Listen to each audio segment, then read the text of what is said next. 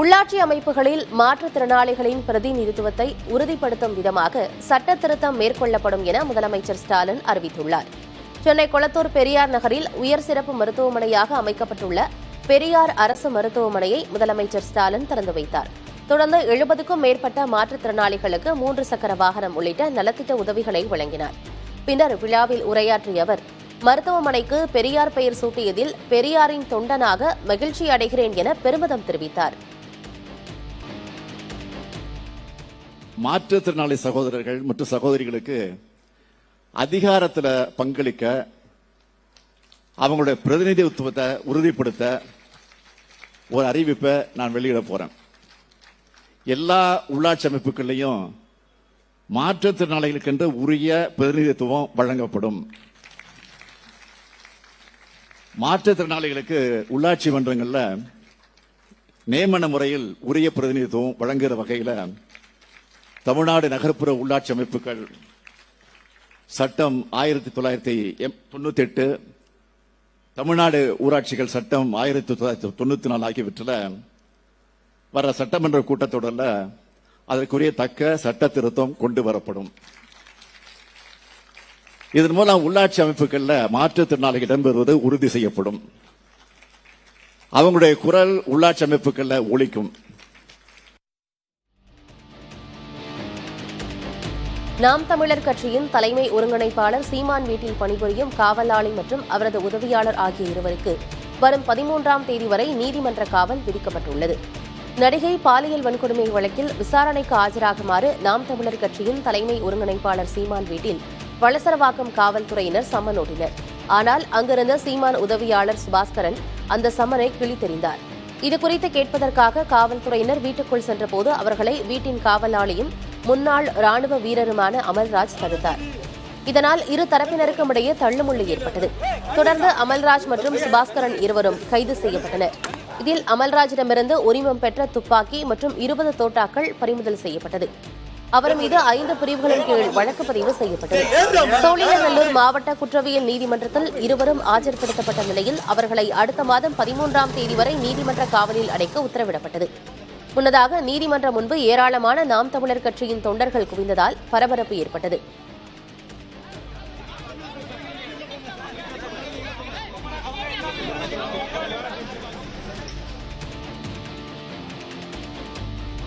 தன்னை சமாளிக்க முடியாததால் நடிகை பாலியல் விவகாரம் மூலம் தன்னை அசிங்கப்படுத்த தமிழ்நாடு அரசு முயல்வதாக நாம் தமிழர் கட்சியின் தலைமை ஒருங்கிணைப்பாளர் சீமான் குற்றஞ்சாட்டியுள்ளார். ஒசூரில் செய்தியாளர்களை சந்தித்த அவர், காவல்துறையினரின் இன்றைய விசாரணைக்கு ஆஜராக போவதில்லை என்றும் தெரிவித்தார்.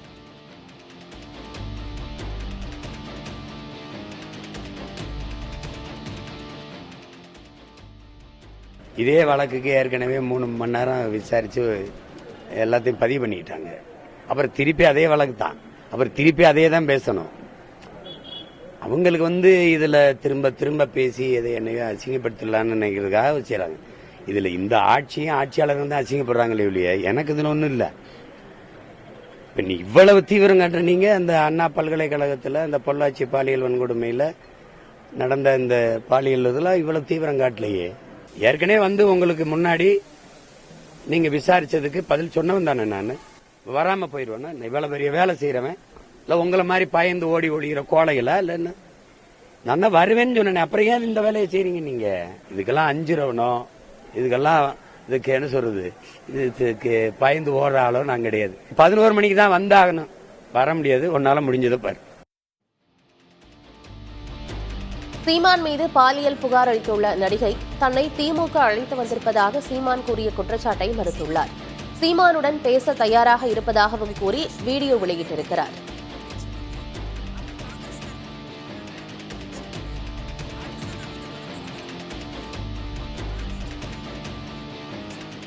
விஜயலட்சுமியை திமுக கூட்டிட்டு வந்திருக்காங்க என் மேல வழக்கு கொடுக்கறதுக்கு அப்படின்னு சீமான் சொல்லியிருக்காரோ? சீமான் அவர்களே, முதல்ல சொன்னீங்க எனக்கு விஜயலட்சுமி யாருன்னே தெரியாது அப்படின்னு சொன்னீங்க. அவங்கள காங்கிரஸ்காரங்க கூட்டிட்டு வந்திருக்காங்க அப்படின்னு சொன்னீங்க. அடுத்ததான் நான் வழக்கு உங்க மேல கொடுத்த போது அவங்கள பாரதிய ஜனதா கேட்டிருக்காங்க அப்படின்னு சொன்னீங்க.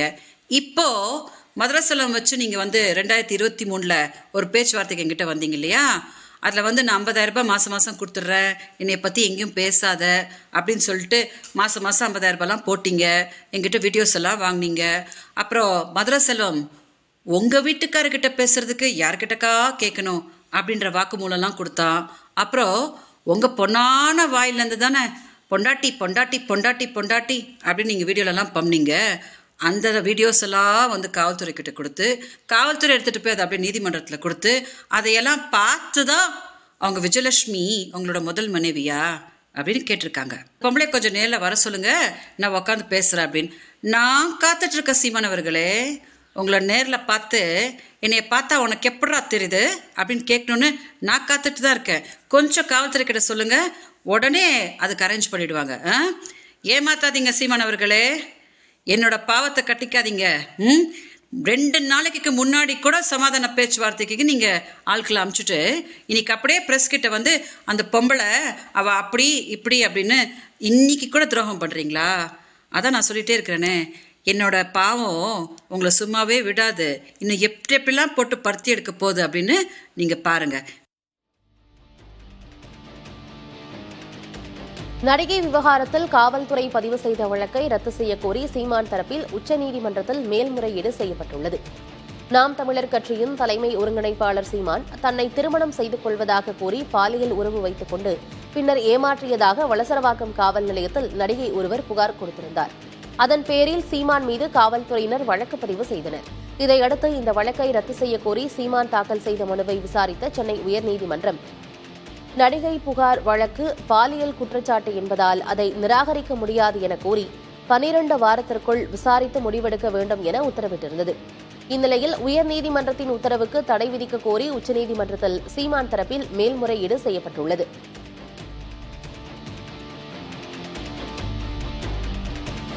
தமிழ்நாட்டில் இன்று 10 மாவட்டங்களில் கனமழை பெய்யும் என சென்னை வானிலை ஆய்வு மையம் தெரிவித்துள்ளது.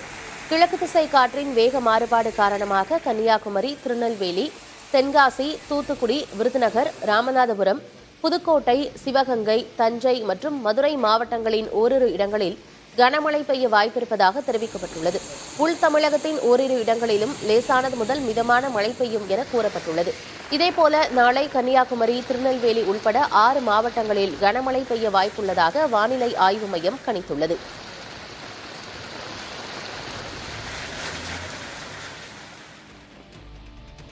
கனமழை எச்சரிக்கையை தொடர்ந்து முன்னெச்சரிக்கை நடவடிக்கைகள் தொடர்பாக காவிரி படுகை மாவட்ட ஆட்சியர்களுடன் முதலமைச்சர் ஸ்டாலின் காணொலி வாயிலாக ஆலோசனை செய்தார். மழையால் நெல் பாதிக்கப்படாமல் கொள்முதல் செய்திடவும், கொள்முதல் செய்யப்பட்ட நெல்லை பாதுகாப்பாக வைத்திடவும் உரிய நடவடிக்கைகள் மேற்கொள்ள மாவட்ட ஆட்சியர்களுக்கு முதலமைச்சர் அறிவுரை வழங்கினார். இன்றும் நாளையும் காவிரி படுகை மாவட்டங்களில் கனமழை பெய்ய வாய்ப்பிருப்பதாக வானிலை ஆய்வு மையம் எச்சரித்திருந்த நிலையில் இந்த ஆலோசனைக் கூட்டம் நடைபெற்றது. மக்களவை தொகுதி மறுவரையால் தமிழ்நாட்டிற்கு பாதிப்பு இல்லை என நாடாளுமன்றத்தில் மத்திய அரசு உறுதியளிக்க வேண்டும் என துணை முதலமைச்சர் உதயநிதி ஸ்டாலின் கூறியுள்ளார். தேசிய அளவிலான விளையாட்டுப் போட்டிகளில் பதக்கங்கள் வென்ற 44 மாற்றுத்திறனாளிகளுக்கு துணை முதலமைச்சர் உதயநிதி ஸ்டாலின் 2,52,00,000 ரூபாய் ஊக்கத்தொகைக்கான காசோலைகளை வழங்கினார். நிகழ்ச்சிக்கு பிறகு செய்தியாளர்களை சந்தித்த அவர், தொகுதி மறுவரை விவகாரத்தை திசை திருப்பவே அமித்ஷா திமுக அரசை விமர்சித்ததாக குற்றம் சாட்டினார். மும்மொழி கொள்கை விவகாரத்தில் மாநில உரிமையையே தாங்கள் கேட்பதாகவும், நிதி தராமல் தமிழ்நாட்டை மத்திய அரசு புறக்கணிப்பதாகவும் குற்றம் சாட்டினார். Prime Minister Mr. Modi, when he opened the new parliament, he said it's going to increase. It was like 2 years back. And in 2023, I think Mr.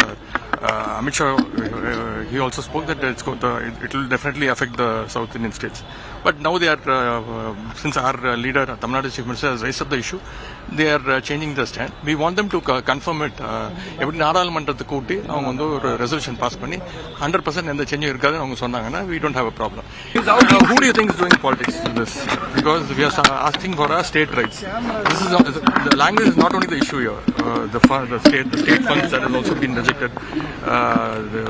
They entering into the education rights that we have. The funds that we are asking, they are not giving. They are openly blackmailing that we will not give 2,100 crores.